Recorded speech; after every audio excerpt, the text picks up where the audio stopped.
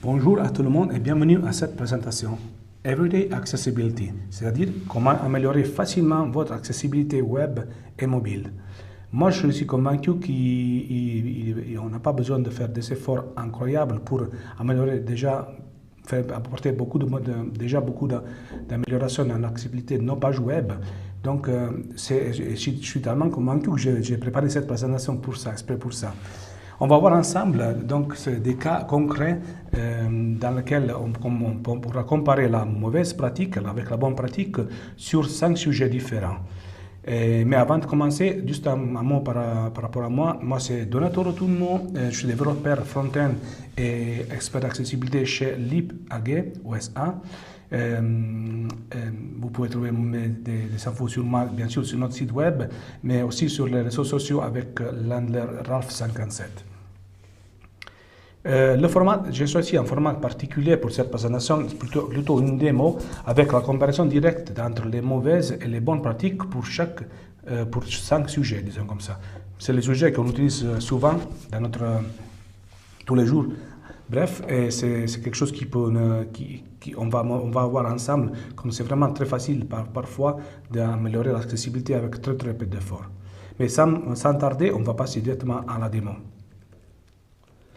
Et voilà, j'ai choisi en fait 5 sujets, les titres et l'élément structurel sémantique de la page, le contraste et des couleurs en fait. Voilà, donc ce serait un autre sujet. Le troisième sujet, c'est la formulation du texte qui est très important, comme on verra en fait dans l'exemple concret. Le traitement des images et enfin, on va finir avec des formulaires. Mais on commence avec les titres, l'élément structurel sémantique. Si on commence si on compare visuellement les deux pages, en fait, il y a vraiment très peu qui change. Il y a un peu plus de contenu ici, dans la bonne pratique, c'est quelque chose que j'ai voulu ajouter, mais sinon, à niveau structurel, c'est la même chose. On a un contenu principal à gauche avec un contenu secondaire à droite. Mais si on analyse en fait mieux dans notre screen reader, VoiceOver on Safari. Titre mauvaise pratique. Headings menu. On voit tout de suite que les headings, donc les en-têtes, les titres de nos sections ne sont pas dans le bon ordre. C'est-à-dire qu'on peut bien sûr commencer, le premier c'est correct.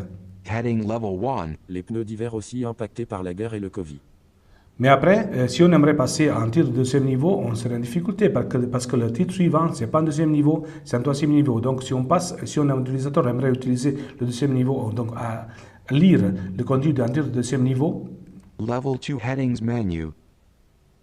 il se trouvait Heading level 2. L'Union professionnelle suisse de l'automobile, UPSA, avertit que la problématique touchera toute la Suisse. Parfait. Il se trouverait par contre à lire un contenu du côté et pas le contenu qui est juste après le contenu principal du titre principal. VoiceOver off. Voyons maintenant un petit peu le bon exemple, comment implémenter. C'est très facile en fait. Il faut tout simplement respecter la bonne hiérarchie des en-têtes. Si on redémarre de nouveau notre screen reader, VoiceOver on Safari. Headings menu. on voit tout de suite que l'ordre dans ce cas est correct. C'est-à-dire qu'on part toujours avec un titre de premier niveau. Heading level 1. Les pneus d'hiver aussi impactés par la guerre et le Covid. Voilà. Et maintenant, si on veut sélectionner que les titres de deuxième niveau, ils sont dans le bon ordre. Level 2 Headings menu. Donc, Heading level 2. C'est la période des pneus d'hiver qui commence. voilà. Et ensuite, ça va être la même chose, ça va être dans le bon ordre. Donc, c'est tout ça pour dire que la hiérarchie est très importante. VoiceOver off. L'hierarchie des en-têtes et des titres est très importante dans la page parce que ça permet à l'utilisateur de repérer le contenu de façon plus facilement, clairement, et de façon plus correcte. Passons maintenant à regarder un petit peu un sujet très populaire, disons comme ça, que je trouve aussi auprès de nos designers, le contraste des couleurs. Si on commence avec la mauvaise pratique, on voit tout de suite que le contraste entre la couleur de fond du bouton et le texte, et ce cas-là, dans le pied de page, par exemple, dans la couleur du fond de la page et du texte qui est mis au pied de page, il est très faible. Mais ce n'est pas moi qui le dis ça, c'est vraiment l'outil qui analyse en fait la valeur effective. On fait une mesuration rapide, on voit tout de suite le bouton, il a un fond qui a cette valeur-là, il a un texte qui a cette valeur-là, et les deux, clairement, fail. Donc le contraste entre le fond et le texte, il n'est pas suffisant. Ce qui est plus surprenant, c'est que dans l'exemple avec l'image, avec du texte surimposé, on pourrait penser en fait que le texte de notre jolie ville soit suffisamment lisible. Mais ce n'est pas forcément le cas. C'est-à-dire qu'il y a certaines zones de l'image dans lesquelles en fait, le contraste est suffisant. Typiquement, si on prend le vert foncé là et le blanc, il est suffisant. Mais il y a d'autres zones dans lesquelles ce n'est pas le cas. Donc sur cette zone-là, on voit tout de suite que le contraste n'est pas suffisant. C'est-à-dire que cette solution de mettre le texte tout court sur une image plutôt complexe, disons comme ça ne fonctionne pas du tout. On passe maintenant à analyser plus ou moins les mêmes contrôles, les mêmes exemples, le même contenu sur une page avec la bonne pratique en place. On voit tout de suite que le bouton il est déjà plus contrasté, les pieds de page il est plus lisible, mais ce qui est très important c'est l'exemple qu'on a un peu changé, élaboré avec l'image de l'image avec le texte surimposé. Maintenant on a une image, toujours la même image comme fond, mais en dessous du texte on a introduit un élément qui donne du contraste et qui rend possible d'avoir un contraste suffisant n'importe dans quelle région de l'image. En fait, si on va mesurer cette fois, on va voir tout de suite que le contraste il est suffisant un peu partout. Donc il passe, il est vert partout. Et si on mesure par exemple ici, ça passe aussi. Donc avec cette méthode, on a pu en fait atteindre, garder en fait l'image de Fribourg comme fond, mais on a pu atteindre en fait une plus grande lisibilité du texte qui est surimposé. Passons maintenant à la formulation du texte. Formulation du texte qui est souvent un peu négligée, c'est comme ça un peu laissé de côté. Mais à mon avis, c'est très important. Dans ce cas-là, c'est un cas de mauvaise pratique parce que les boutons ils sont pris hors de contexte, ils ne parlent pas du tout. Par exemple, accueil, ça veut dire quoi? À présent, ça veut dire quoi? Rien du tout. S'ils sont hors de contexte, l'utilisateur ne peut pas savoir quelle est l'action qu'ils vont attendre, ils vont faire. Même façon pour le site web c'est la même façon. Et en plus, le sélecteur de langue. Si on va voir un petit peu, un exemple, comme ça c'est traité par le screen. F5 button, voice over off. Voilà, si on démarre notre screen reader ici, voilà. Headings menu. Et on passe directement au sélecteur de langue. Heading level 2. Sélecteur de langue. On voit tout de suite qu'ils sont annoncés comme leur code de langue. FR. 2. Button. Voilà. C'est-à-dire que l'utilisateur ne peut pas savoir de quoi il s'agit en fait, tout simplement. Voice over off. On va voir maintenant, on passe à la bonne pratique d'implémentation. On verra que les contrôles, en fait, sont presque les mêmes, en fait. On introduit déjà un texte de lien de bouton qui est plus parlant. Typiquement, aller à la page d'accueil, par exemple, ça parle déjà beaucoup. Mais on peut mettre en place, si on a des cas, on a besoin d'avoir une représentation visuelle compacte, mais tout en gardant l'accessibilité, on peut mettre en place certaines techniques qui nous permettent de faire ça. Et maintenant, si on va voir un petit peu de nouveau avec notre screen reader, VoiceOver on Safari. on passe. Heading level 2. Sélecteur de langue. On passe au sélecteur de langue. Heading level 2. Sélecteur de langue. La première ligne, il a le texte en entier, donc le nom de la langue c'est en entier. Français. Deutsch. English. Ce qui est qui est plus intéressant, c'est la ligne suivante dans laquelle on a gardé un design compact des boutons, mais on les a rendus quand même accessibles. Français. Button. Deutsch. Button. English. Button. Donc, comme vous voyez, en fait, avec une petite technique, une petite amélioration de la technique de mise en page, on a pu en fait garder le même layout compact, mais on a le texte qui est annoncé comme il faut par le screen reader. Voice over off. Et si on jette un coup d'œil au code avec lequel il s'est implémenté, on voit tout de suite que avec l'utilisation de l'attribut ARIA hidden, en fait, on communique au screen reader de ne pas annoncer ce texte. Donc FR, il ne va plus le lire, il ne va plus l'annoncer. Par contre, il va annoncer ce qui est le texte en entier, donc français, comme on a vu juste avant. Mais français, à son tour, il est caché visuellement. Donc français ne sera pas affiché, mais sera quand même lu et annoncé par le screen reader.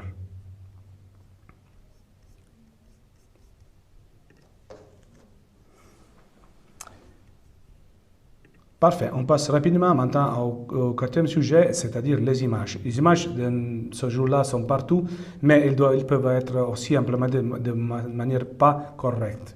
On va voir d'abord la modélisation. Il y a normalement deux types d'images, l'image de contenu ou bien l'image décorative, comme peut être ce cas ici en bas. Les images de contenu, normalement, sont utilisées pour transmettre un message, pour transmettre un contenu, justement. Mais ils peuvent être faits de bonne ou de mauvaise façon. Donc, c'est-à-dire, maintenant, on VoiceOver on Safari. Headings menu. Heading level 2. Heading level 2. Image de contenu. et on passe à notre image. Freiburg image. Voilà, cette image a comme valeur de l'attribut alt Fribourg. Donc il a annoncé Fribourg qui, à mon avis, ne correspond pas du tout à la description de l'image. Oui, c'est la ville de Fribourg, mais ça, c'est une image qui concerne en fait la cathédrale. Si on passe à des images décoratives qui sont censées ne pas transmettre de contenu, mais représenter qu'une décoration du contenu qui est à côté ou qui est avec. Heading Freiburg image. Voilà, il a annoncé toujours Freiburg, donc il a annoncé quelque chose quand même. Heading level 2. 2 items. Notre jolie ville. Viens la découvrir. Parfait. Donc, dans ce cas-là, le texte est correct, mais il a quand même annoncé quelque chose de l'image qui aurait dû pas faire, en fait. VoiceOver off. Si on regarde maintenant la bonne pratique d'implémenter les images, s'il s'agit d'images de contenu, on peut quand même passer décrire un peu mieux l'image, clairement. VoiceOver on Safari. Headings menu. Heading level 2. Image de contenu. Heading level 2. Image de contenu. Ok, voilà, on a des images de contenu, et maintenant, si on va sur l'image, Vue aérienne de la cathédrale de Fribourg et de ses environs. Parfait. Image. Voilà, dans ce cas-là, on a fourni un attribut, une valeur différente à l'attribut alt qui décrit beaucoup mieux l'image. Heading level 2. Image décorative. Page héros. Voilà, dans ce cas-là, on veut justement pas que l'image passe comme transmettre du contenu ou transmettre un message, mais on veut que l'image sert de fond pour le contenu qui est en dessus. Donc, si on passe sur l'image maintenant, Heading level 2. 2 items. Fribourg. Notre jolie ville. Parfait. Viens la découvrir. est parfait. Dans ce cas-là, l'image nous sert de décoration. Donc, le screen reader n'a pas rien annoncé par rapport à l'image, il a annoncé ce qui est le contenu de l'entête. VoiceOver off. Voilà, et si on regarde le code, en fait, ce qui est l'implémentation du code, on voit tout de suite qu'il suffit de passer quelque chose de plus approprié dans l'attribut alt de l'image, dans ce cas-là. Et plus intéressant, quand il s'agit des images décoratives, il suffit de mettre un attribut alt vide afin que le screen reader puisse en fait ignorer du tout l'image et le considérer comme d'image décorative.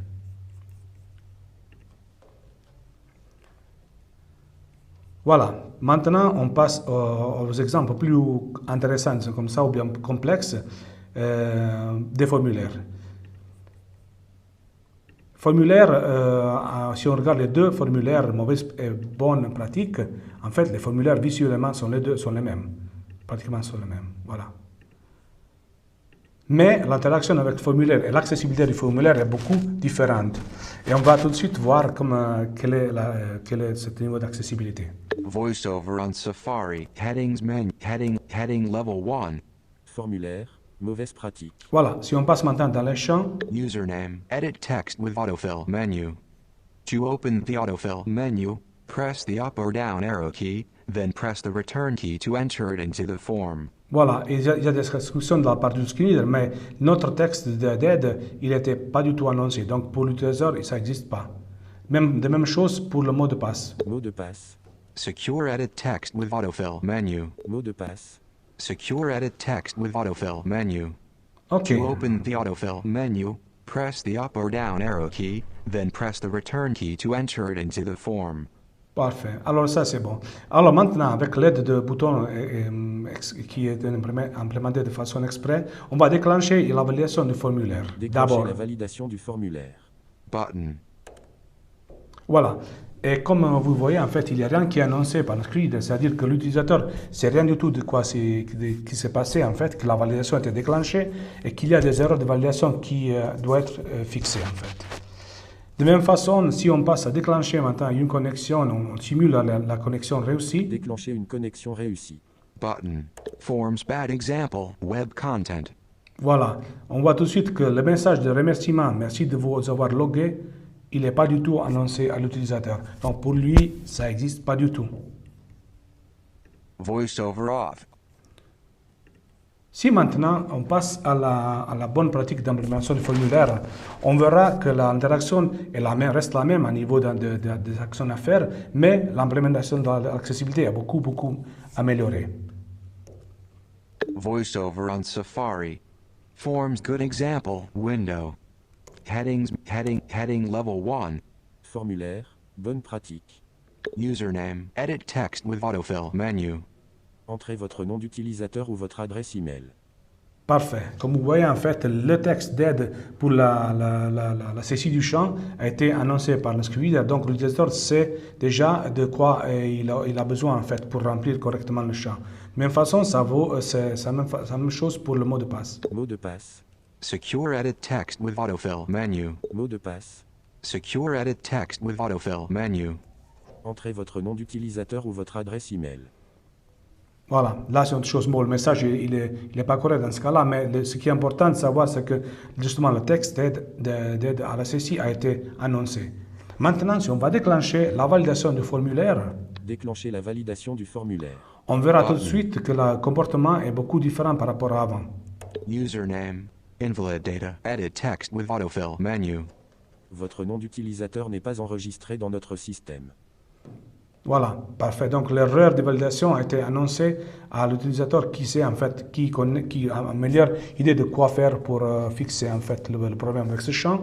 Et de même façon pour le suivant. Invalid data. Secure edit text with autofill menu. Mot de passe.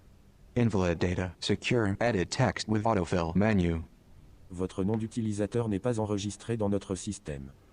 Voilà, à part la correctesse du message, le message a été annoncé à l'utilisateur. Maintenant, on va déclencher une connexion réussie. Déclencher une connexion réussie. Et dans ce cas-là, on verra ce qui se passe. Merci de vous avoir logué. Parfait. À part logique, c'est pas ce qu'on entendait. Mais le message de remerciement a été bien communiqué à l'utilisateur. VoiceOver off. Alors, si on va voir de plus près dans le code comme ça c'est fait, on voit tout de suite qu'on a mis en place une area region pour le message de remerciement. Donc, à chaque fois qu'il y a un changement dans cette région, il est annoncé selon certains critères dépendant de la valeur, c'est annoncé à l'utilisateur par le screen reader. En plus, on a fait une liaison entre le champ d'aide, donc de texte d'aide ou bien un texte d'erreur, et le champ lui-même. Donc, on a mis parmi l'attribut area, à travers l'attribut area described by, on a lié le champ avec un autre élément qui sert de suggestion en fait. Donc, dans ce cas-là, email int, c'est l'ID du champ du texte, de l'élément qui contient le texte qui est lié au champ. Et de même façon, on l'a fait pour le password. Donc, area described by, password int et password int. Dans ce cas-là, c'est le paragraphe qui suit. Voilà, donc avec ces trois petites améliorations, on a un formulaire qui est beaucoup plus accessible par rapport à l'autre.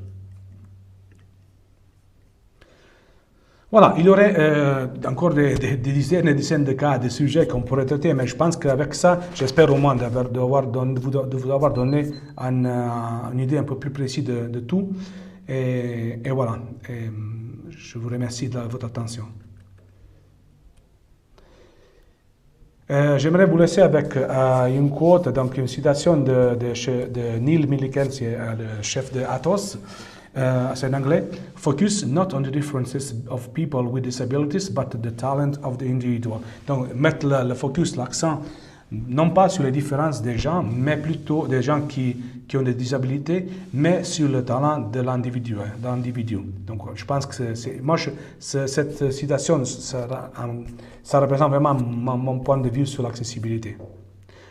Je vous remercie beaucoup pour votre attention et je vous souhaite une bonne continuation de conférence. Merci beaucoup.